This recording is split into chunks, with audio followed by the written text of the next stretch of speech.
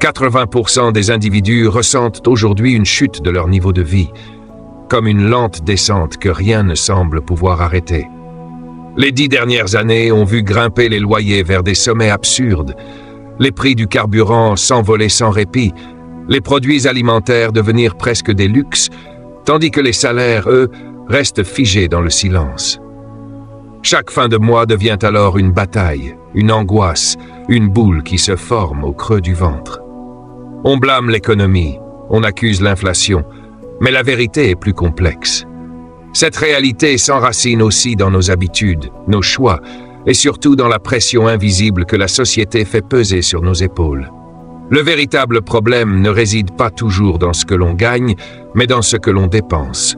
Car notre époque érige l'apparence en vertu suprême. Elle nous enseigne à rêver de vastes demeures baignées de lumière, de voitures dernier cri, de voyages lointains et luxueux, comme si ces symboles étaient la seule définition du succès. Alors on achète, on s'endette, on s'épuise. Peu à peu, on cesse de vivre pour soi et l'on vit pour payer. On court après une image au lieu de courir après la paix intérieure. Pourtant, à l'opposé de cette frénésie étourdissante, existe une voie plus discrète, plus apaisée, mais infiniment puissante, celle de vivre en dessous de ses moyens. Non pas pour se priver, non pas pour souffrir, mais pour respirer à nouveau. Pour retrouver l'espace, le temps, la sérénité. Pour épargner, investir et surtout reprendre le contrôle de son existence. Cette démarche, bien que simple dans son essence, est un acte de résistance silencieux contre la norme. C'est choisir de nager à contre-courant de ce que la société glorifie. Dans ce cheminement, il ne s'agit pas de renoncer à la vie, mais de la redéfinir. Vivre en dessous de ses moyens, c'est bâtir une liberté solide, pierre après pierre, loin du tumulte des apparences. C'est apprendre à valoriser la tranquillité plutôt que l'excès, la maîtrise plutôt que la dépendance. Et c'est précisément ce que nous allons explorer. Comprendre comment nos choix, nos comportements et la pression du regard des autres façonnent notre rapport à l'argent. Comment, en inversant ce schéma, en décidant de dépenser moins que ce que l'on gagne, on peut transformer son avenir. Cette réflexion est bien plus qu'une leçon d'économie, c'est une philosophie de vie. Un appel à retrouver la simplicité, la conscience et à reconstruire une richesse intérieure avant tout. Dans l'imaginaire collectif, la réussite se mesure souvent à l'éclat de ce que l'on possède. Une voiture luxueuse, un appartement lumineux dans un quartier prisé, des vacances exotiques où les photos captent la perfection. Une montre brillante au poignet, symbole discret mais chargé de sens, celui d'avoir réussi. Ces images nous sont servies à longueur de journée, dans les publicités, les séries, sur les réseaux sociaux, jusqu'à devenir des repères inconscients. Le message est simple, presque martelé. Consommer, c'est exister. Et beaucoup finissent par le croire sincèrement. Ils pensent qu'acheter une voiture neuve, c'est être raisonnable, qu'avoir un crédit permanent, c'est normal, qu'un intérieur élégant doit forcément coûter cher, et surtout qu'il faut montrer aux autres qu'on a franchi un cap. Mais cette logique si séduisante en surface devient un piège redoutable, car peu à peu, on ne consomme plus pour vivre, mais pour exister aux yeux d'autrui. On façonne une image qu'il faut entretenir, parfois à n'importe quel prix. Et ce prix, trop souvent, se paie en dette, en mensualité étouffante, en nuits sans sommeil à calculer comment tout boucler. Mais avant d'aller plus loin, prends un instant pour t'abonner à la chaîne, activer la cloche et rejoindre cette aventure pour ne pas manquer la prochaine vidéo. Le plus dangereux, c'est que ce mode de vie finit par paraître normal. À chaque augmentation de revenus, les dépenses suivent. On gagne un peu plus, on s'offre un modèle de voiture supérieur, on reçoit un bonus, on s'offre une montre ou un voyage. Ce cycle d'apparentes récompenses crée une illusion de progrès, alors qu'en réalité, il maintient dans une forme de servitude moderne. Car malgré des revenus parfois confortables, il ne reste rien à la fin du mois. Aucun filet de sécurité, aucune liberté réelle. Et ce piège se referme lentement, car plus on monte en gamme, plus la pression augmente. Il faut maintenir le décor, entretenir l'image. Alors on accepte un emploi épuisant, des horaires absurdes, parfois un environnement toxique, simplement pour continuer à financer ce style de vie qui finit par peser plus qu'il ne libère. Et tout cela pour impressionner des gens qui, la plupart du temps, ne regardent même pas. C'est un système sournois, usant, qui vide de l'intérieur. Pendant que certains se débattent dans cette course sans fin, d'autres choisissent un autre chemin, celui de la construction patiente. Ils vivent sobrement, sans se priver, mais sans gaspiller. Ils investissent leurs excédents, avancent dans l'ombre, loin du bruit des vitrines et des comparaisons. Et un jour, ces mêmes personnes atteignent une liberté que les autres n'auront jamais, parce qu'elles ont compris une vérité simple. Le vrai luxe n'est pas de posséder davantage, mais de ne pas dépendre de ce que l'on possède. Cette vérité-là, aucune école ne nous l'a apprise. Parce qu'elle remet en cause les fondations mêmes du modèle social moderne. Elle invite à réfléchir, à ralentir, à se demander « Pourquoi je consomme ? Pour qui ? À quel prix ?» Et dans ces questions se cache le premier pas vers une nouvelle forme de richesse, celle du contrôle, de la paix et du choix. Depuis l'enfance, nous sommes plongés dans un univers qui glorifie la possession. Chaque image, chaque publicité, chaque influence nous pousse à croire qu'avoir plus, c'est valoir plus. La société moderne s'est bâtie sur cette illusion, celle que le bonheur et la réussite se mesurent à la taille de ce que l'on possède.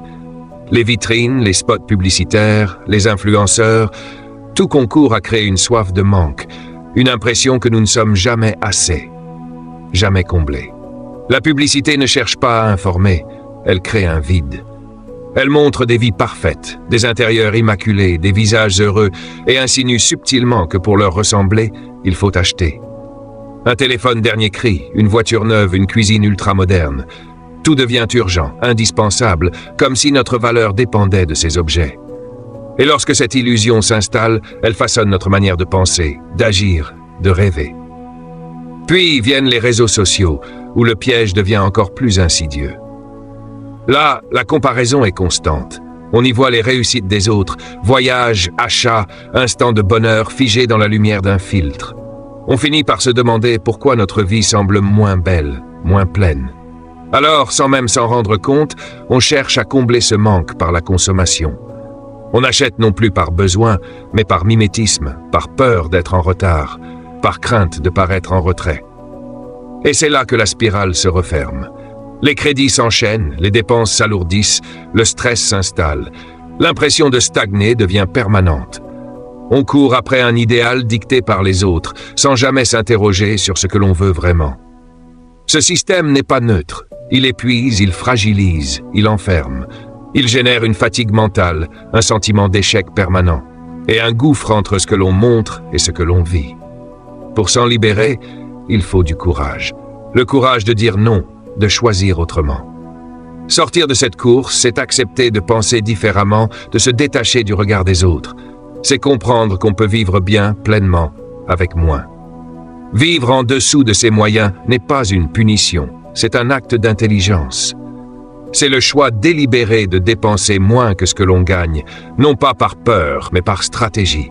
Car cette marge crée une respiration, une sécurité, une liberté. Quand on vit avec une réserve, les imprévus ne deviennent plus des tempêtes. Une panne, un licenciement, un changement de cap ne menacent plus l'équilibre parce qu'on a bâti des fondations solides. On dort mieux, on réfléchit plus clairement, on agit avec lucidité. Et surtout, on transforme cette marge en levier. L'argent que l'on ne dépense pas devient un outil, un tremplin vers l'indépendance. Investir ce surplus, même modestement, ouvre la voie à une stabilité durable. Des outils comme le PEA ou le compte-titres permettent de placer son argent intelligemment, de le faire fructifier plutôt que de le laisser s'évaporer. Peu importe le montant de départ, 50 ou 100 € par mois suffisent, car ce n'est pas la somme qui compte, mais la constance. Vivre en dessous de ses moyens, c'est donc bien plus qu'une posture financière, c'est un état d'esprit. C'est refuser la dépendance et choisir la maîtrise. C'est préférer le temps à la vitesse, la progression à l'illusion. Et surtout, c'est investir non seulement son argent, mais son énergie dans ce qui compte vraiment, soit son avenir, sa paix intérieure. Il existe dans la vie financière une mécanique invisible, un piège subtil dans lequel tombent presque tous ceux qui voient leurs revenus augmenter, l'inflation du style de vie. Lorsqu'on gagne davantage, on croit naturellement qu'il faut vivre mieux, dépenser plus, améliorer son confort. Ce réflexe paraît logique, presque innocent, mais c'est justement lui qui freine la liberté financière. Car chaque fois que le salaire augmente, les dépenses suivent et le niveau d'épargne reste identique, voire disparaît complètement. Imagine un jeune actif qui commence avec 2000 € par mois. Il vit simplement, surveille ses dépenses et parvient à mettre un peu de côté. Puis vient la première promotion, 2500 €, puis 3000. Il se sent plus à l'aise, il déménage dans un appartement plus spacieux, change de voiture, multiplie les sorties, s'abonne à des services dont il n'a pas vraiment besoin. En quelques mois, chaque euro supplémentaire s'est envolé. Rien n'a changé, sinon la taille de ses factures. C'est ainsi que naît l'illusion du progrès. On a l'impression de mieux vivre, alors qu'en réalité, on reste au même point. L'inflation du style de vie agit comme un mirage. Elle promet le confort, mais détruit la marge. Elle remplace la sécurité par la dépendance. Beaucoup de gens gagnent bien leur vie, mais vivent constamment sur le fil, incapables de respirer parce qu'ils dépensent tout. Au premier imprévu, tout s'effondre. Un accident, une perte d'emploi, une dépense inattendue. Et la panique surgit, car il n'y a ni coussin de sécurité, ni plan de secours. Le problème n'est pas de se faire plaisir, mais de le faire sans conscience. Le véritable danger, c'est de confondre plaisir et habitude, récompense et réflexe. À chaque fois qu'on augmente son niveau de vie sans augmenter son taux d'épargne, on cède une part de liberté. Car la seule vraie richesse, c'est celle qui vous rend maître de votre temps. Prenons 2 personnes gagnant chacune 4000 €. L'une épargne 2000 € par mois, l'autre dépense tout. La première peut, dans 10 ans, décider d'arrêter de travailler, si elle le souhaite. La seconde restera prisonnière de son revenu, dépendante de chaque fin de mois. Pourtant, sur le papier, elles gagnent la même somme. Ce qui les sépare, ce n'est pas le salaire, mais la discipline. C'est pourquoi il est essentiel d'avoir une stratégie. Chaque hausse de revenus ne devrait pas être un prétexte pour consommer davantage, mais une occasion d'investir plus, d'épargner plus, d'élargir sa marge de liberté. Cette démarche demande de la clarté, de la patience, une vision à long terme. Elle va à contre-courant de ce que la société valorise. La dépense, le paraître, le spectacle de la réussite. Peu de gens admirent la sobriété, la discrétion ou l'intelligence financière, et pourtant ce sont elles qui bâtissent les fortunes silencieuses. Les véritables bâtisseurs de richesse sont souvent invisibles. Ils ne cherchent pas à briller, ils avancent dans la constance. Leur secret ? La patience. Car c'est elle qui permet à la boule de neige de se former. Au début, tout semble lent, presque insignifiant. On épargne 100 €, puis 200, on investit et les résultats paraissent minimes. Mais chaque euro placé est une graine, chaque mois une saison, et avec le temps, les fruits se multiplient. C'est le pouvoir des intérêts composés. Plus vous avancez, plus vos efforts se décuplent. Un jour, l'argent travaille pour vous. Ce n'est pas de la chance ni de la magie, c'est de la régularité. Pas besoin de grandes sommes, seulement de la discipline et du temps. Car chaque geste répété dans la durée devient une force exponentielle. Et quand ce cercle vertueux s'enclenche, quelque chose change profondément. On ne dépend plus uniquement de son salaire, on dispose d'un capital, d'une stabilité, d'un souffle. On comprend enfin que la liberté financière n'est pas un rêve réservé à quelques-uns, c'est une trajectoire, une conséquence logique d'un état d'esprit. Celui de vivre en dessous de ses moyens, non pour se restreindre, mais pour s'élever. Car chaque euro non dépensé, chaque choix réfléchi, chaque investissement régulier est un pas de plus vers la seule richesse qui compte, celle de choisir comment vivre.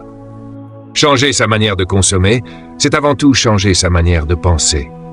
Depuis l'enfance, on nous apprend à acheter, pas à construire. La société moderne glorifie la dépense, l'instantané, la gratification immédiate. Tout est conçu pour nous faire croire que l'argent sert à combler un vide, à prouver sa valeur, à apaiser ses frustrations. Mais l'argent n'est pas un trophée. Ce n'est ni une fin, ni une identité. C'est un outil, un levier, un moyen d'émancipation. Bien utilisé, il ne sert pas à briller, il sert à se libérer. Lorsque vous dépensez sans réflexion, vous échangez votre énergie, votre temps, votre liberté contre des objets qui perdent de la valeur dès qu'ils franchissent la porte de votre maison. Vous achetez non pas du bonheur, mais des obligations, un crédit à rembourser, des échéances à honorer, un niveau de vie à maintenir. Et avec lui, le stress qui s'installe, les compromis que l'on accepte, la fatigue de devoir sans cesse suivre le rythme. À l'inverse, utiliser son argent avec intelligence, c'est transformer un simple salaire en moteur de liberté. C'est semer aujourd'hui les graines de son indépendance de demain. Épargner et investir, ce n'est pas une privation, c'est une stratégie. C'est choisir de différer un plaisir immédiat pour un confort durable. Chaque euro économisé, chaque investissement réfléchi, chaque décision consciente construit un rempart contre la peur du lendemain.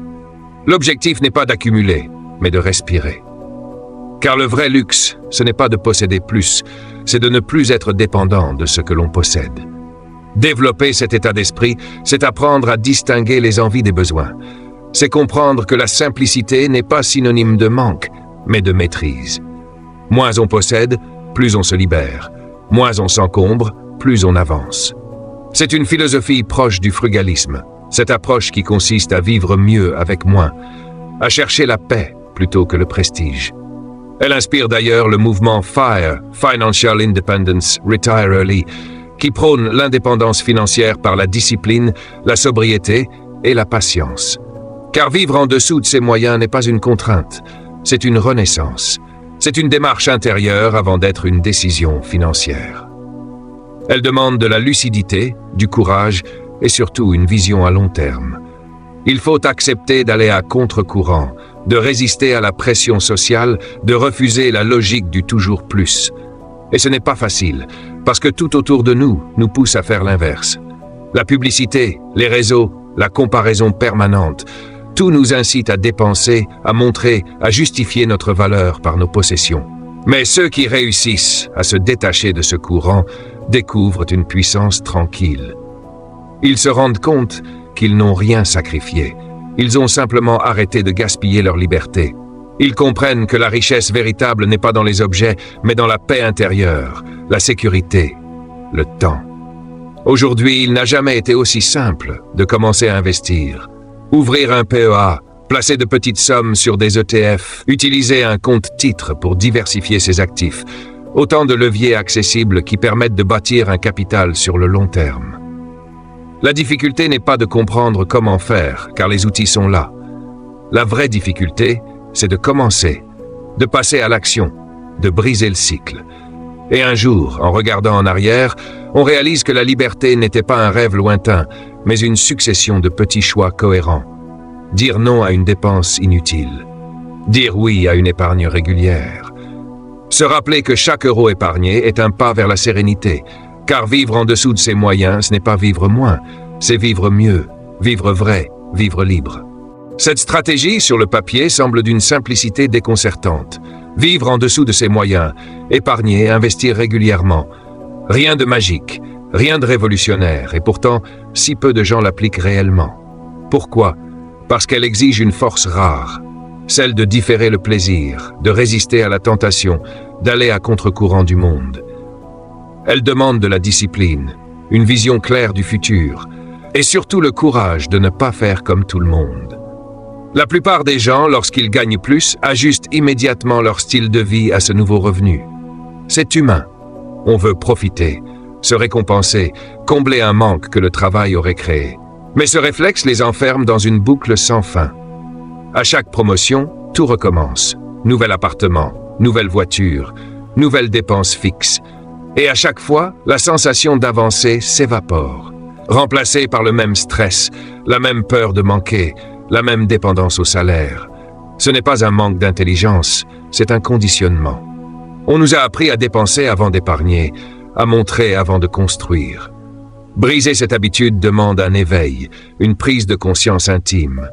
Il faut apprendre à penser différemment, à accepter le silence dans un monde qui glorifie le bruit. Refuser d'acheter pour impressionner. Refuser de suivre la norme qui valorise le gaspillage plutôt que la sagesse. Et surtout, se souvenir que chaque euro non dépensé est un soldat au service de votre liberté future. La frugalité n'est pas une punition, c'est une stratégie de puissance. Vivre en dessous de ses moyens, c'est créer de l'espace pour respirer, pour réfléchir, pour choisir. C'est transformer l'argent en temps et le temps en liberté. Car le but n'est pas de s'enfermer dans une vie d'austérité, mais de bâtir un équilibre durable où chaque décision financière devient une pierre posée sur le chemin de l'indépendance. Et aujourd'hui, atteindre cette liberté n'a jamais été aussi accessible. Les outils d'investissement sont à portée de main. Un plan d'épargne en actions, PEA, permet d'investir à long terme, avec des frais réduits et une fiscalité avantageuse. Un compte-titre ordinaire offre une ouverture sur le monde entier, avec la possibilité d'automatiser ses investissements, même à petite échelle. Le savoir n'est plus réservé à une élite. Ce qui fait la différence, ce n'est pas la connaissance, mais la constance. Le plus difficile, ce n'est pas de comprendre comment fonctionne la liberté financière, c'est de franchir la première marche, de passer à l'action. Car le déclic ne vient pas d'une théorie, mais d'un choix, celui de ne plus subir. Et lorsque ce choix est posé, quelque chose change profondément. La peur recule, l'esprit s'éclaircit, on cesse de travailler seulement pour payer, on commence à travailler pour grandir. Avec le temps, on réalise que l'on n'a rien sacrifié. On a simplement cessé de dilapider ce qui pouvait devenir une force. On a échangé le superflu contre la stabilité, le paraître contre la paix, la dépendance contre la maîtrise. Et cette transformation, lente mais irréversible, ouvre les portes d'une richesse nouvelle, celle de la tranquillité d'esprit. Vivre en dessous de ses moyens, épargner et investir, ce n'est pas seulement une stratégie financière, c'est une philosophie de vie. C'est un art du discernement, un refus de l'agitation, une déclaration d'indépendance. Ce n'est pas une fuite du monde, mais une manière de le traverser avec légèreté. Parce qu'au fond, la véritable réussite n'est pas d'accumuler, mais de se libérer. Le plus fascinant dans cette démarche, c'est qu'à mesure que l'on avance, tout s'accélère. Ce qui paraissait lent au début devient un élan puissant, presque inarrêtable. C'est la magie de l'effet boule de neige. Ce principe simple mais implacable selon lequel chaque petit pas, chaque décision disciplinée finit par créer une force colossale. Au départ, on a l'impression de ne rien voir, de semer dans le vide. On épargne 100 € par-ci, 200 par-là. On investit dans un ETF, on suit les chiffres sans comprendre encore leur portée. Les résultats semblent minimes, presque dérisoires. Mais ce que l'on construit alors, ce ne sont pas seulement des chiffres, ce sont des fondations. Chaque euro mis de côté devient une graine, chaque investissement une racine. Et comme un arbre qui pousse lentement avant d'étendre ses branches, la richesse véritable grandit d'abord dans l'invisible. L'effet boule de neige, c'est cette force silencieuse du temps alliée à la régularité. Plus vous avancez, plus vos efforts s'additionnent, puis se multiplient. Car un jour, vos gains génèrent à leur tour d'autres gains, et le cercle vertueux se met en marche. Ce moment où l'argent commence à travailler pour vous, où vos placements produisent plus que votre propre travail, marque un tournant, celui de la liberté réelle. Ce phénomène n'exige ni génie ni fortune, mais deux vertus simples, la constance et la patience. Pas besoin de sommes immenses. Ce qui compte, c'est la régularité. Investir chaque mois comme un rituel, sans émotion, sans précipitation. Car les marchés récompensent la discipline, pas la précipitation. Cette méthode appliquée avec rigueur sur 10 ou 15 ans finit toujours par porter ses fruits. Et ces fruits, c'est la sérénité. Vous ne dépendez plus seulement d'un salaire, d'un emploi ou d'une conjoncture. Vous créez un patrimoine, un filet invisible qui vous protège du hasard. C'est là toute la beauté de la liberté financière. Elle n'est pas une promesse de richesse éclatante, mais une promesse de choix. Pouvoir décider, sans peur. Travailler parce qu'on le veut, non parce qu'on le doit. Refuser ce qui ne vous élève pas. C'est la possibilité de consacrer son temps à ce qui compte vraiment, sa famille, ses passions, sa santé, sa paix. Et ce chemin n'a rien de magique. Il est profondément humain. Il repose sur des gestes simples, répétés, conscients. Chaque euro épargné est un pas vers la maîtrise de sa vie. Chaque mois de discipline rapproche du moment où l'argent cesse d'être un maître et devient un serviteur. Au fond, l'effet boule de neige n'est pas qu'un concept financier, c'est une métaphore de la vie elle-même. Ce que vous semez avec constance finit toujours par fleurir. Et si vous commencez aujourd'hui à planter ces graines, vous verrez qu'avec le temps, elles ne produisent pas seulement des intérêts, mais une transformation intérieure. Car cette démarche enseigne la patience, la vision, la confiance. Vivre en dessous de ses moyens, épargner, investir avec sagesse, voilà les premiers flocons. Puis vient le temps où tout s'enchaîne, où le poids de l'habitude devient moteur, où l'effort devient liberté. Et c'est là, à ce moment précis, que la richesse cesse d'être un rêve et devient une évidence. Celle d'avoir repris le contrôle, d'avoir bâti, pierre après pierre, sa propre indépendance. Au fond, tout commence par un changement de regard. Depuis toujours, on nous enseigne à consommer avant d'apprendre à comprendre. On glorifie la dépense comme une preuve de réussite. On célèbre ceux qui affichent leur richesse. On admire la vitesse plus que la sagesse. Mais ce conditionnement nous enferme. Il nous pousse à travailler sans relâche, non pour bâtir une vie qui a du sens, mais pour entretenir un rythme que nous n'avons jamais choisi. La société ne nous apprend pas à utiliser l'argent comme un outil de liberté, mais comme une boussole du statut. Pourtant, l'argent n'a de valeur que lorsqu'il nous rend le pouvoir de dire non. L'argent est un moyen, pas une fin. Il n'est ni bon ni mauvais. Il prend la couleur de l'usage qu'on en fait. Utilisé avec conscience, il devient un instrument d'émancipation, une clé qui ouvre la porte du temps. Mais dépensé sans réflexion, il se transforme en chaîne dorée, belle mais lourde. Quand on l'utilise pour acheter du confort, du paraître ou des plaisirs fugaces, on achète souvent de nouvelles contraintes, des crédits, des obligations, une dépendance au salaire. À l'inverse, quand on choisit de l'investir, de le faire travailler, de le transformer en capital, on achète du temps, de la tranquillité, de la marge de manœuvre.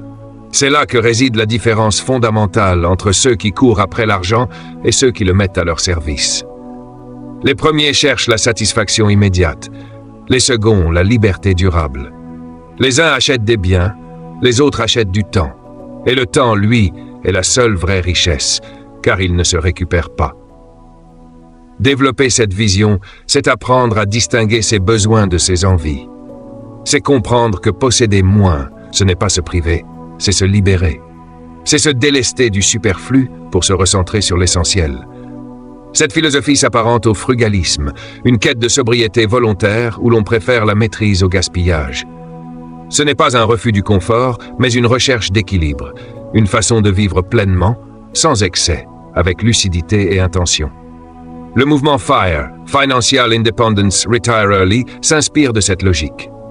Il ne s'agit pas simplement de partir à la retraite tôt, mais de reprendre la main sur sa vie. D'accumuler assez de ressources pour ne plus dépendre d'un emploi contraint. De vivre selon ses choix, pas selon ses factures. Cette approche demande de la rigueur, certes, mais surtout une clarté d'esprit. Savoir pourquoi on agit et ce que l'on veut vraiment. Car vivre en dessous de ses moyens n'est pas une question d'argent, c'est une question de vision. C'est un travail intérieur. Il ne s'agit pas de s'imposer des limites, mais de se donner la possibilité d'en franchir d'autres. De refuser la servitude du toujours plus pour embrasser la paix du suffisant. Et lorsque ce déclic s'opère, quelque chose change profondément. On cesse de subir la société, on commence à se créer sa propre trajectoire. Cette démarche, au départ exigeante, devient ensuite un mode de vie naturel. On découvre qu'on n'a rien perdu, mais tout gagné. Qu'on a simplement remplacé la dépendance par la maîtrise, l'agitation par la sérénité. Et dans ce silence retrouvé, on comprend que la richesse ne se compte pas en euros, mais en liberté, en temps, en clarté d'esprit. Vivre en dessous de ses moyens, c'est refuser la course pour goûter à la marche. C'est redonner du sens à chaque dépense, du poids à chaque choix. C'est une rébellion douce contre un système qui veut que tout s'accélère. Et dans ce ralentissement conscient, on retrouve enfin ce que la société moderne nous a volé. La paix, la simplicité et la joie de vivre selon ses propres termes.